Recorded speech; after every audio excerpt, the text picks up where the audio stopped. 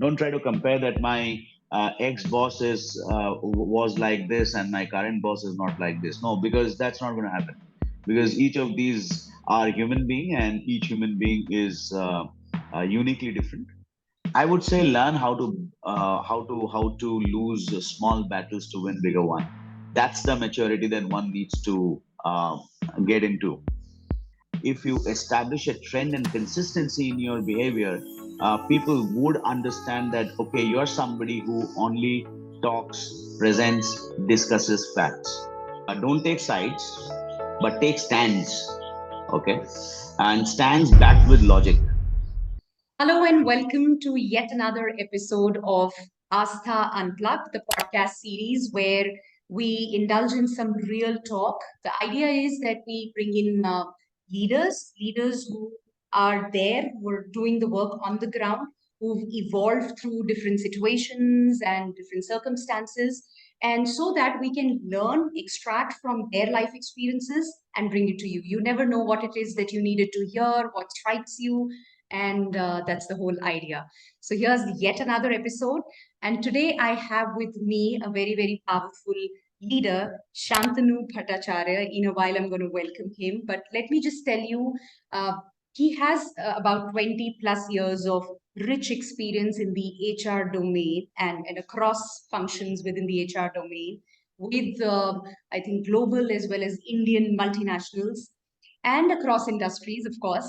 But what is, what distinctly stood apart or aside for me, as I interacted multiple times with Shantanu, was, this whole rich experience, of course, in his area of expertise, but the rich experience in the way he has evolved. So life had its share of difficult, if I may call, difficult situations for him as well.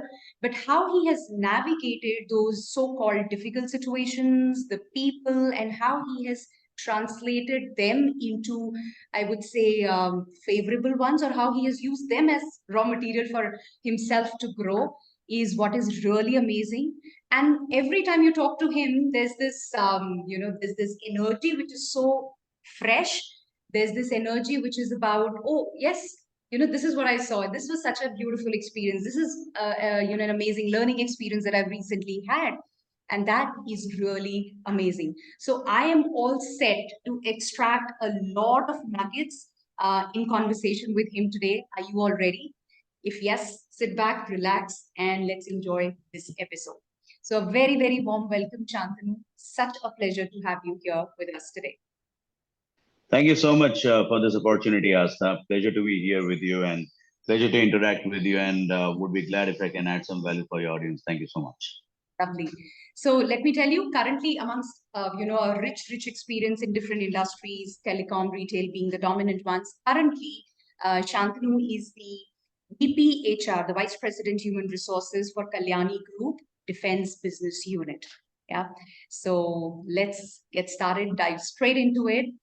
Uh, we're going to be talking about navigating difficult bosses, and this is a very, I would say, a very commonly talked about topic, I would say, Shantanu, because a lot of leaders who I interact with, irrespective of whether they've been maybe 5 years, 7 years into an organization, or they've been there for 2, 3 decades, this one thing is a pattern that I see. It's a recurring one where I see uh, a majority of them, without exception, a majority of them have difficulty in navigating their relationship with their managers or their supervisors.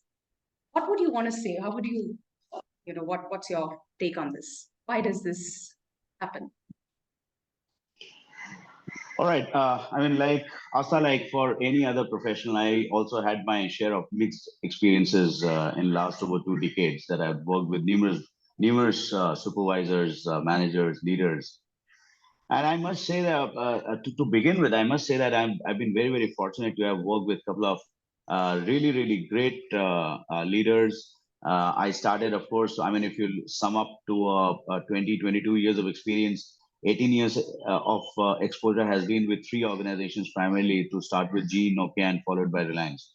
So I've got a very good equal share of an MNC environment, global environment and culture versus an Indian conglomerate, which teaches you a lot.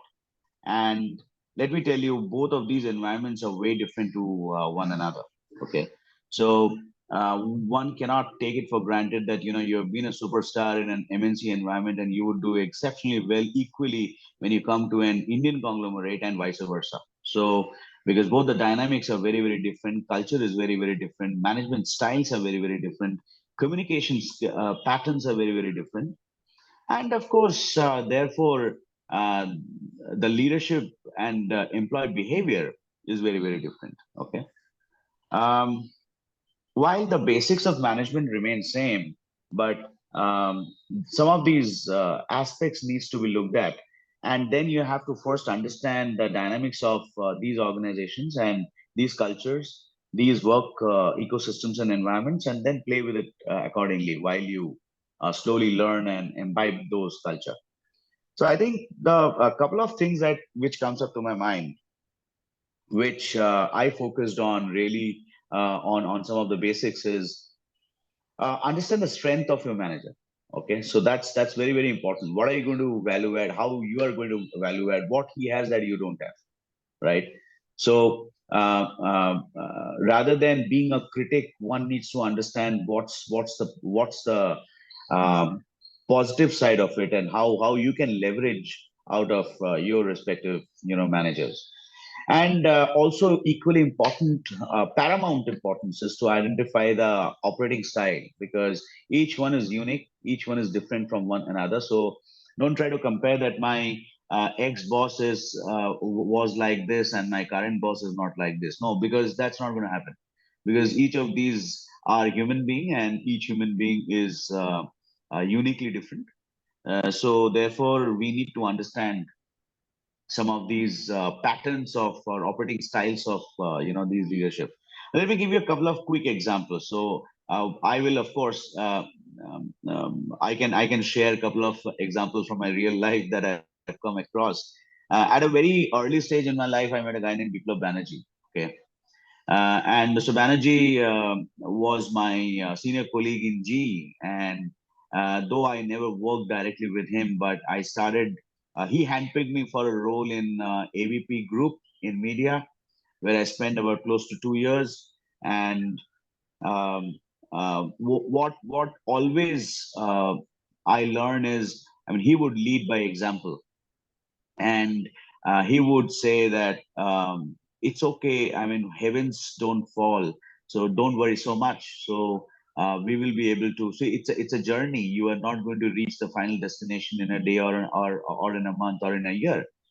And he also taught me that each year in your life is not going to be a straight line. So there are going to be peaks and valleys, and that's how career graphs are made. So giving that comfort, passing on knowledge, taking risk of your subordinate for your subordinate, enabling them, empowering them. These are some of the aspects that I learned from Biplab.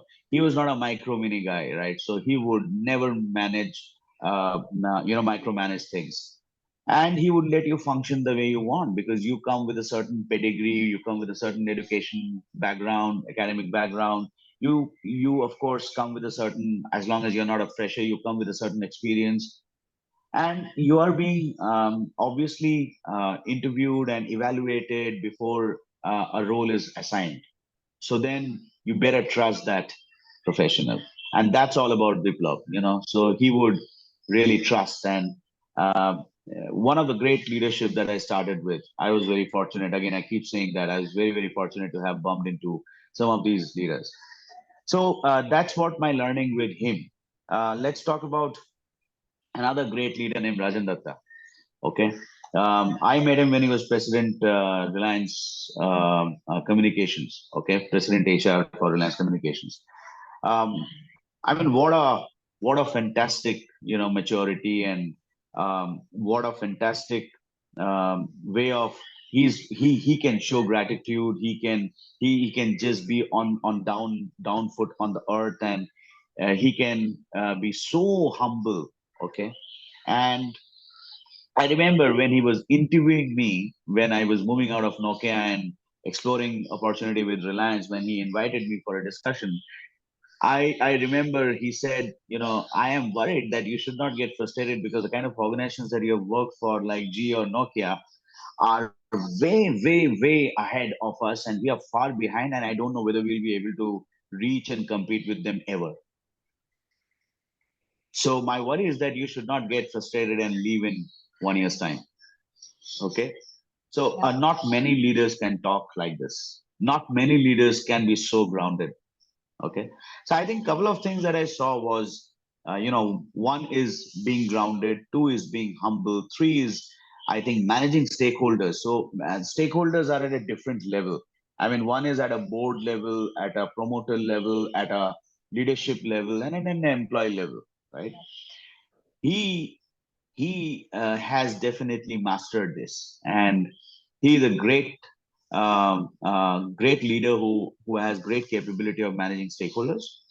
And more importantly, I don't want to call it as organizational politics. I would say organizational dynamics, because every organization has got its own dynamics, and one needs to learn that. I think Mr. Datta was a master of understanding and unleashing and adopting and driving that organization dynamics slowly, right? So that's the kind of learning that I had and observation that I had. Another guy I met up with was Prashant Srivastav. Again, I remember him when we all started working with him. He was the president HR for ADAG Group, and he was an ex CEO and partner for Gallup and Hewitt in India. So he was a HR guy with a less of HR aspects and more of business aspects. So he would talk about numbers, P&L. He would say, I like Twitter because Twitter doesn't allow you more than 120 characters. Mm. So it's it's less of literature and more of numbers. So analytics is data analytics is what I really learned from him. He's a consulting guy, so he would adopt to that continuous start and stop model, right? So he's a true consultant, and definitely analytics is something which he taught me greatly. I think last but not the least, a great guy that I would talk about is a guy named Amit Das, who is the president HR for Bennett and Coleman and Times of India Group. I had worked with Amit for some time in Reliance Communication days. Again, a great business alignment guy. I mean, how to do business alignment on an HR strategy doesn't matter what HR wants to do. What matters is what business wants HR to do. So that's something which is great to learn from him. Uh, disruptive strategy and driving change management.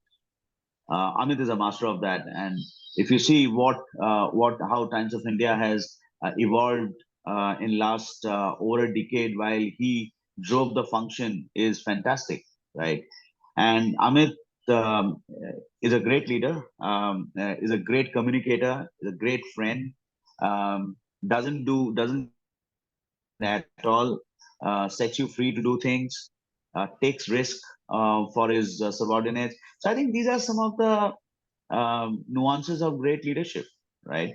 And how to deal with a difficult situation, confront subtly on disagreements. You have to voice it out, but you have to set yourself in the organization well enough to be able to get into that, get to that stage. Put data ahead of perceptions to prove your point and win arguments. It should never be you versus me, but my data versus your data. Mhm. So over a period of time, people do get convinced when they see a pattern and consistency in your speech, in your delivery, in your thought process, and in your the value that you bring onto the table. Mm. Um, I would say learn how to lose small battles to win bigger one. That's the maturity that one needs to get into, and instill confidence to your manager or boss that you are somebody who would ensure delivery, and that too maybe definitely on time or at times ahead of time also, right? So that instills a lot of confidence and receptivity to the manager that you're working for. So I think these are some of the basics that if is practiced can go a long way. Lovely. A lot of things here, and definitely have some follow-up questions, Shantanu. So, what I heard, you spoke about four leaders who you've worked with, and the learnings that you drew from your interactions. So, and I'm sure with these people as well as maybe with other leaders that were there, you said that yes, there would have been those difficult moments as well. And a couple of things that you mentioned. One is around data, where you said it's my data versus your data. So would you agree that a lot of times people who say that, when it comes to how much of value are you creating for the organization or for your team, and I see often leaders going blank in terms of, okay, I know I have my goals, I have my deliverables, and I'm doing that. But okay, what about a value creation on a daily basis? Are we all even on the same page? So, do you think somewhere data, when it is data driven and my data versus your data, then it becomes very transparent and it's just there. There's no ambiguity to the whole thing. No, no, I think I'm creating 120% value, no, but the manager feels or the other stakeholder feels, no, you're actually delivering just 60% of the value. So do you think that's a big miss when it comes to being data driven, in whatever context that could be? No, I think, Asta, if you see last 10, 15 years, the way HR as a function has emerged, it has taken a very hot seat into the business boardrooms, right? And it is because HR as a function definitely acts as a mirror reflection to what the organization is moving towards and what business is doing and where are we on different parameters, right? So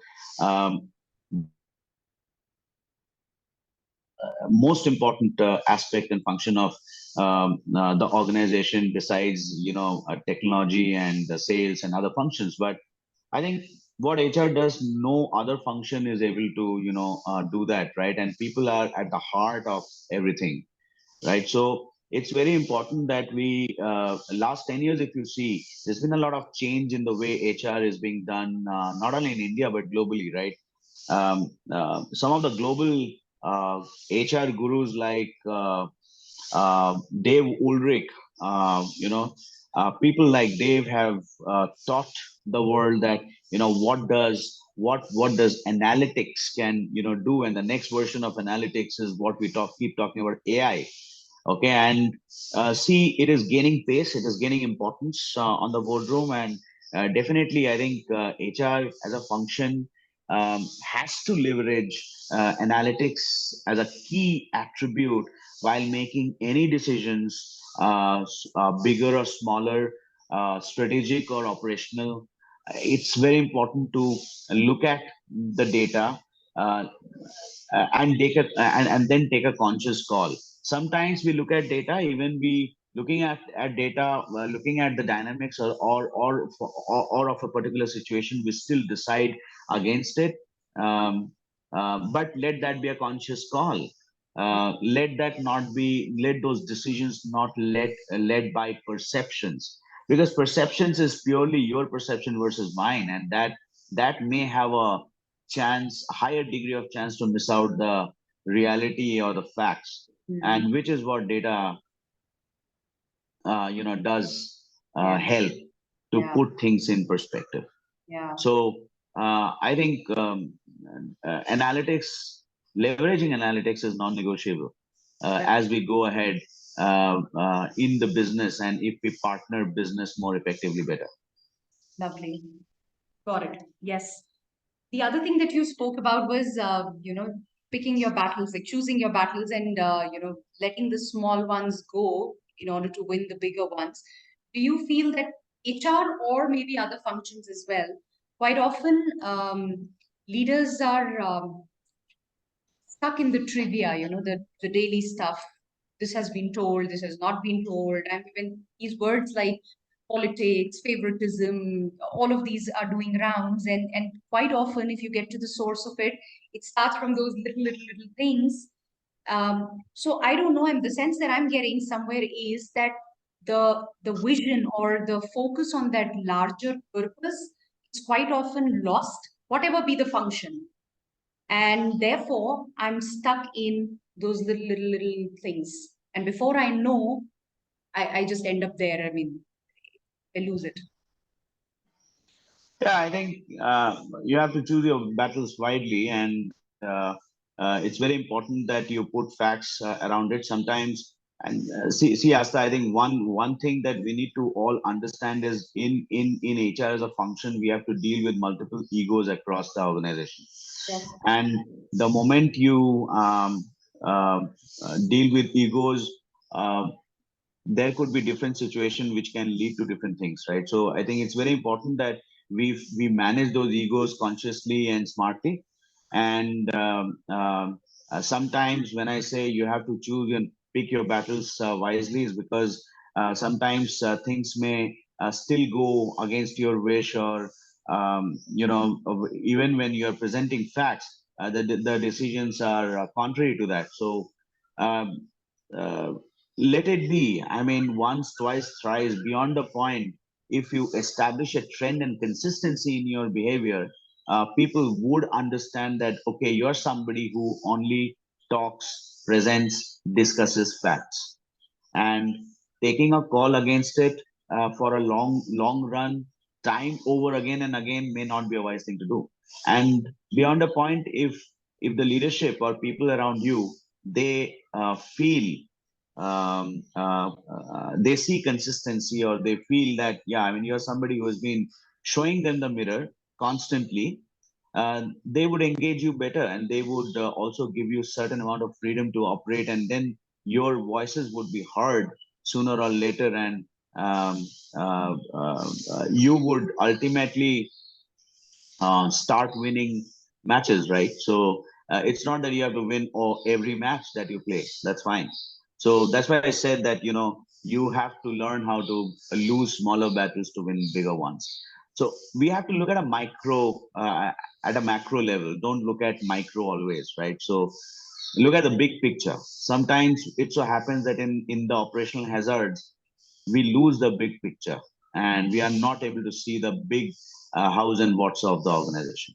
Yeah, yeah, got it. So where do you draw the line, Shantanu, within this whole thing that, okay, this is maybe I'm getting too stuck in the little battles versus this may seem little, but this is somewhere not serving who I am, not honoring, where people say that there are relationships, workplace relationships, camaraderies, which are really difficult in the sense that the behavior is not what it's supposed to be, not acceptable. So where does one draw a line where we say, okay, let me handle this wisely versus no, probably it's time to, you know, let it go.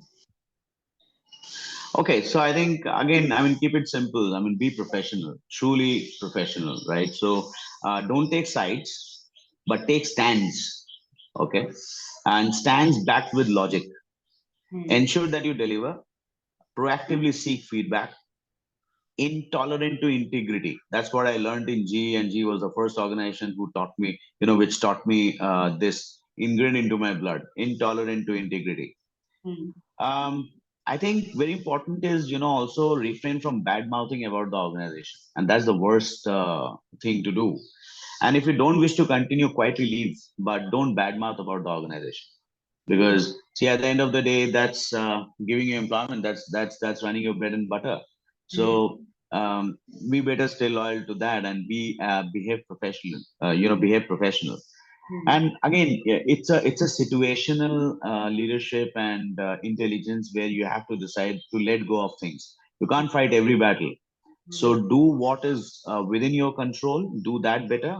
Which is beyond your control, observe, let it go, because you don't have to pick all the battles, right? Yeah. So it's a gradual progression, and it is one needs to decide, and it's discretionary, and one needs to decide basis the situation, that which battles do you want to pick and which you don't want to, and just drop it. Hmm. Hmm. But that getting and gaining that maturity is extremely important for you to survive well within the organization.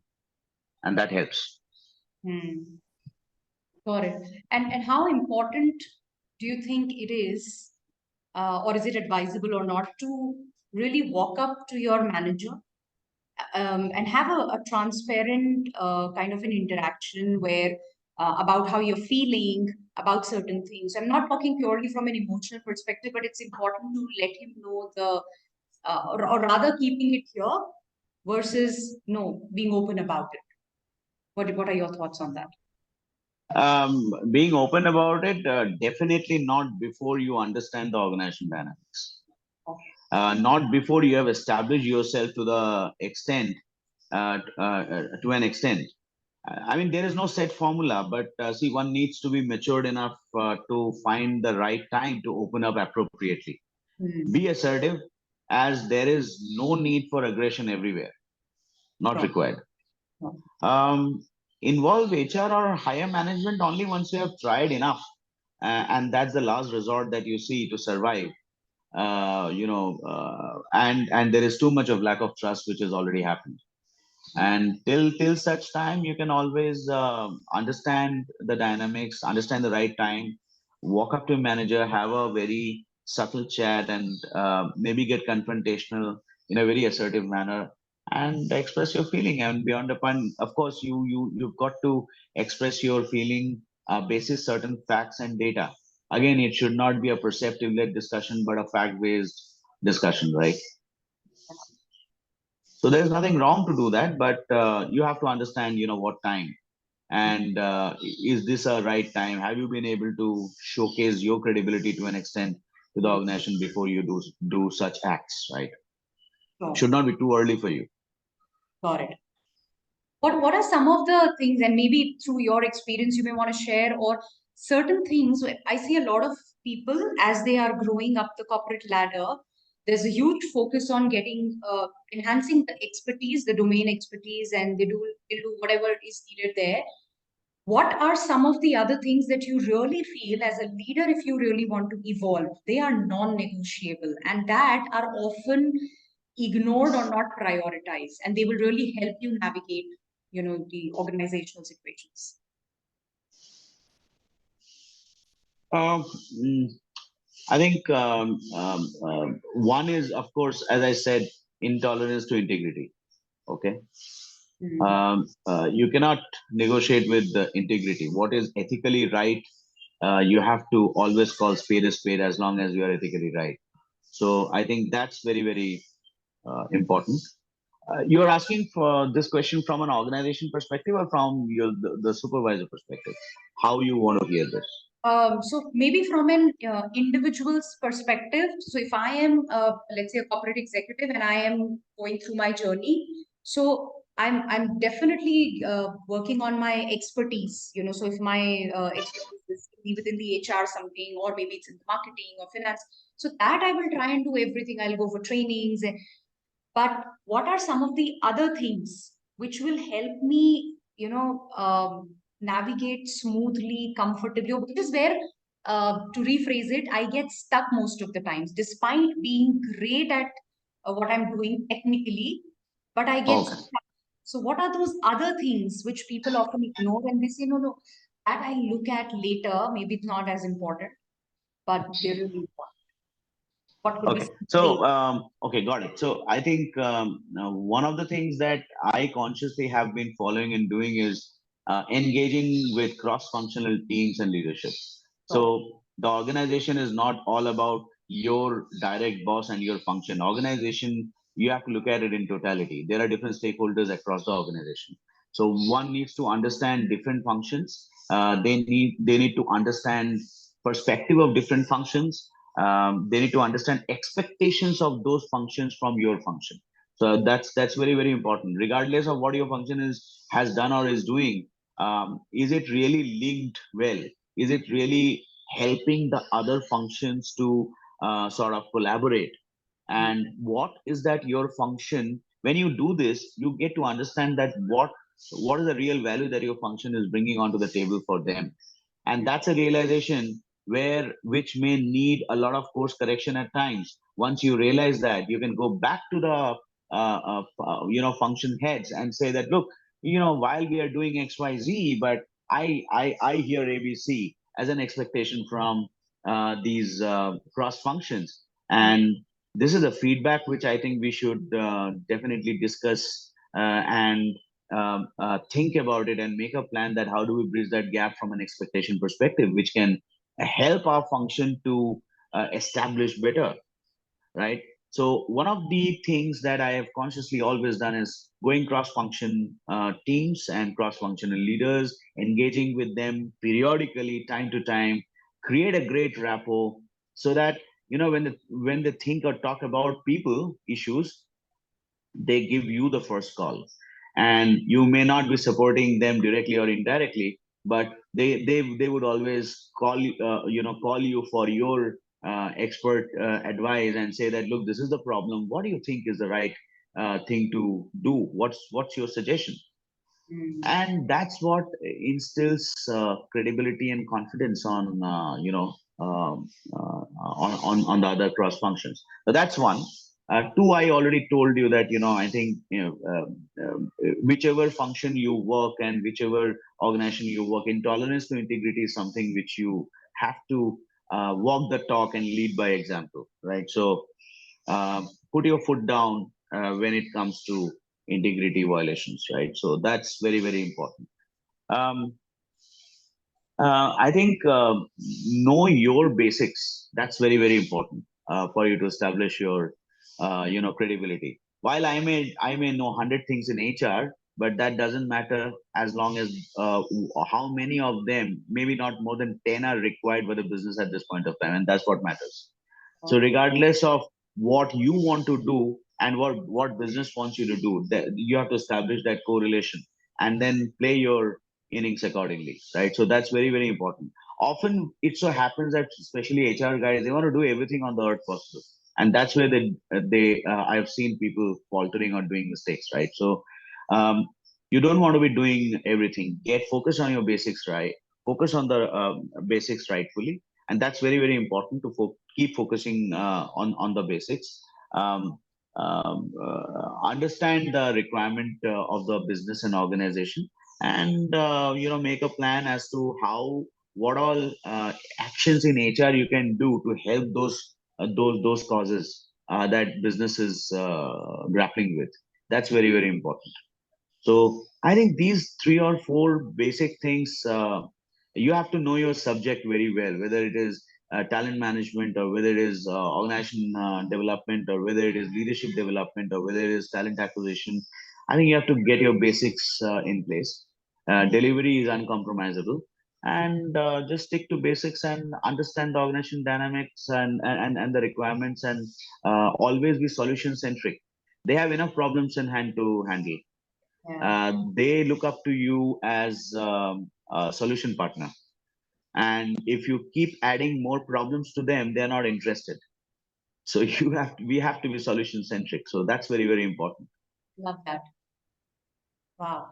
I think this last bit that you just said, one thing that I'm hearing, Shantanu, that you as a leader have been very proactive in creating. So whatever you've experienced along your journey, correct me if I'm wrong, is because you've been at it. Like, you've had that eye on. So a lot of communication, a lot of engagement with maybe people in your team across everywhere, and of course you've been great at your the domain, your expertise, area of expertise, all of that.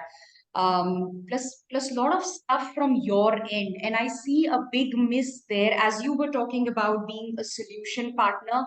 A lot of times it's about, this is not happening, I'm not getting this, this is not working, I've been in the organization for such a huge time, I'm at this level, and why am I not? Uh, and the whole approach when you walk up to any stakeholder is, here's a problem, this is what you're not doing, this is how you're not treating me, this is what's not happening. And of course it comes from my deep rooted belief system, my fears, my insecurities, whatever it is. And despite being for years in the organizations or in the corporate world, this is what people are grappling with. So I think one thing which just sums it up for me, add on a few things. So is be a solution partner. Like, you have no idea what's going on. for other people. There's so many things that they may be dealing with. And here's another one, actually. And if you are at it in terms of what can I bring in here? What can I add on in terms of value? Then there is somebody who's going to, who's watching. And over time, like you said, if there's a trend, if there's value creation consistently you're doing, you'll get it back.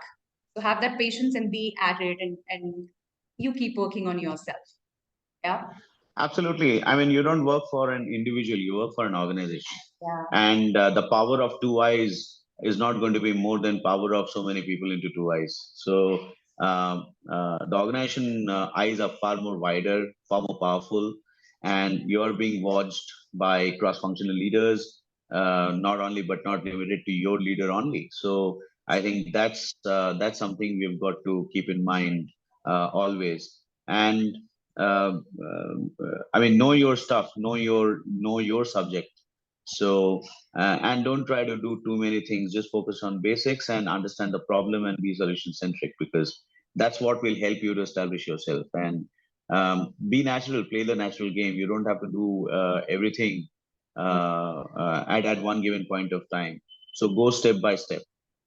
Because if we try to do too many things, you may end up being nowhere, right? So the success lies in driving what you're driving at your best, right? So take goals which are realistic, which should be smart, and it should be realistic, and try to focus on achieving those goals rather than taking too many and landing up nowhere. And it's not about filling Excel sheets, right? It's about adding value to the business, and that's what matters. Um, I think once you're established well, how to break those jinx of having tough conversation. One thing, Asta, that I have personally tried to always believe and also practice, which I see lacking in different organizations. Um, People carry personal agenda beyond work, and that's the problem. So, one, we have to agree to disagree, um, but gracefully, respectfully, and don't carry it beyond your office hours, right? You once if someone is able to practice that, trust me, people would start respecting them forever. Lovely. Okay. And that's see, we know all. Trust me, Asta, it's not that people don't know or leaders don't know, but I don't know why they are shy of practicing it or talking about it. You have to get on a difficult conversation, but it has to be respectfully, it has to be gracefully, it has to be politely. uh, there should not be personal agenda of egos or managing those, boosting those egos, right? You have to get beyond egos. At the end of the day, it's a business, right? So respectfully agree to disagree. Wow, respectfully agree to disagree. Yes, I think that that's a big one that you just said, because a lot of people are stuck in there. I know for a fact. So yes, thank you for saying that. Great, lovely. I think this was meaningful, and I think in those little questions through your your experiences and all, you've given a lot of important pointers. And those of you who are watching, who are listening, I think you may want to go through this again. And wherever Shantanu brings in certain points, and you think, oh, this resonates, oh, this is exactly what I needed to hear, make sure you note it down and then look at where the work is really needed. What's kind of holding you back from showing up in that way, because I think this is a lot of important stuff. I feel very, very valuable, Shantanu. Thank you so much. This was I think one thing that I'd like to mention and leave some thoughts with is, in every organization, whether it is MNC or Indian conglomerates, in junior management, in senior management, or even at a mid management level,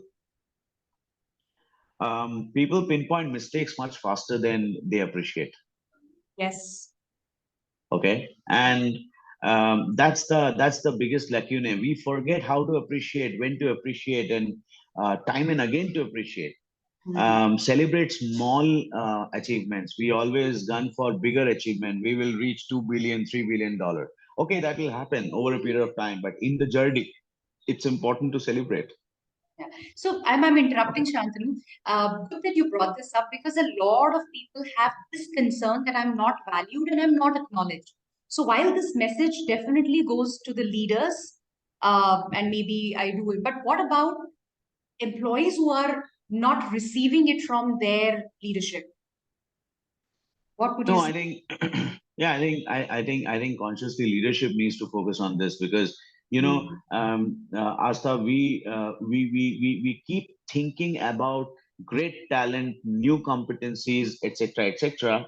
Yeah. But we don't value of what we have. We often don't value of what we have, and we don't even sometimes we don't even know that what great capability, competency, or talent we have around.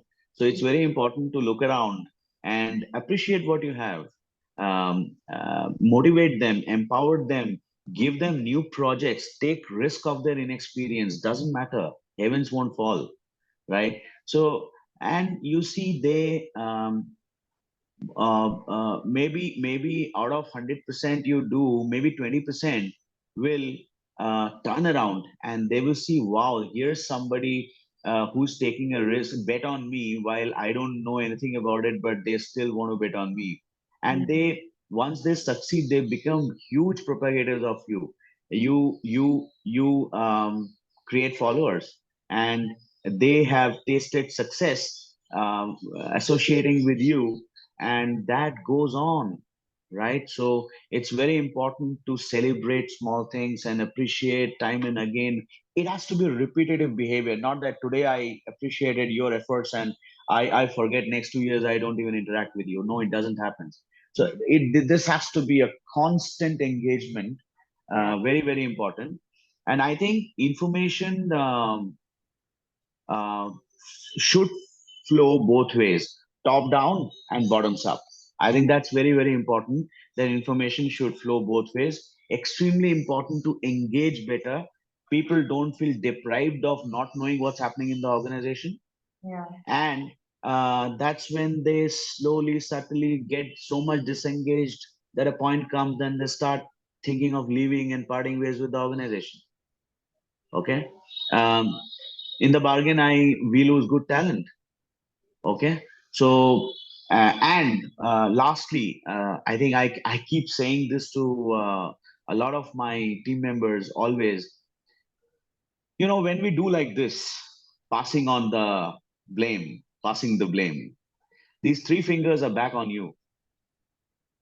Okay. So we should refrain from doing this, because passing on the buck is very easy. Yeah. Owning it up is more difficult. So while even we try or think of passing on the buck, we should first introspect that what have I done about it, or what have we tried to find a solution, or have we tried to help him by certain valid suggestions that, hey, you can do XYZ, you will probably get better results, and understand their problems, why they have not been able to do. Yeah. So I think passing on is not a game that one needs to play. It should be ownership, and that's where organizations win and organizations lose. Very true. Yeah. I think, and then that's where you shift from being a victim to actually being a creator when you Yeah, ownership and yeah. I mean, there's a paradigm shift in the thought process one has to absolutely, adopt it. Yeah, absolutely, totally agree. Yes, lovely. Great. Thank you so much, Shantanu. This was very, very powerful. I really, really feel this. Some very important points, some very fundamental ones.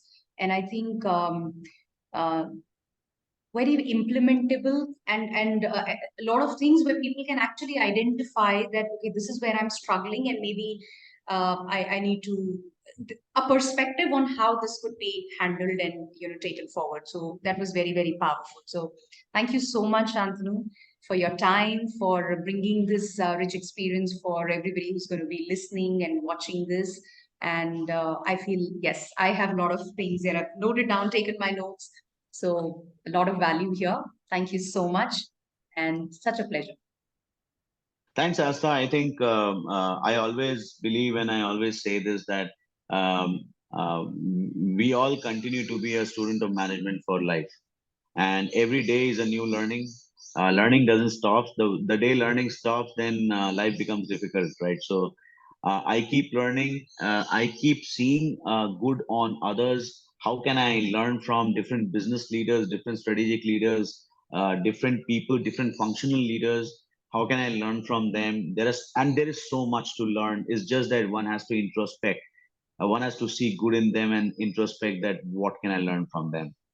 And life would be never ending. Trust me, learning is a continuous process. It would be never ending. Thanks for this opportunity, Astha. Lovely interacting with you. Very, very great questions. I think some of these are, I don't know if they are taught in any management schools, but these are, I believe in a 70-20-10 principle. So 70% of the learning happens on the job, and 20% by coaching and mentoring. So I think that 90% becomes very, very important, and only 10% is classroom, right? So on the job learning experiences, practical experiences does teaches a lot, and that helps you to get going. So thank Absolutely. you And so much, Asta, that's and exactly the look point forward here. to hear more from you in future. Yes, absolutely. Looking forward. Thank you. Okay, thank you. Cheers. Bye.